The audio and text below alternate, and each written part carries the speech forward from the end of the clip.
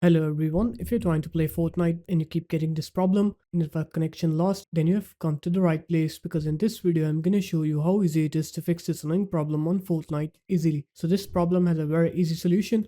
You're just going to open up your command prompt.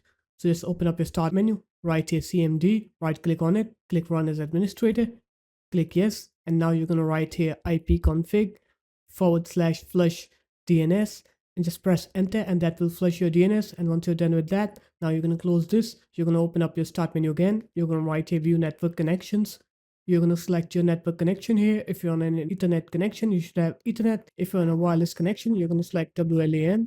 And then you're going to select your network connection and go into view status of this connection. You're going to go into properties and then you're going to go into Internet Protocol version 4. Click properties here. In here, you're going to click use the following DNS server addresses. Write in here 8.8.8.8 and in the alternate DNS, you're going to write 8.8.4.4. Click OK. Click OK again and then close this up.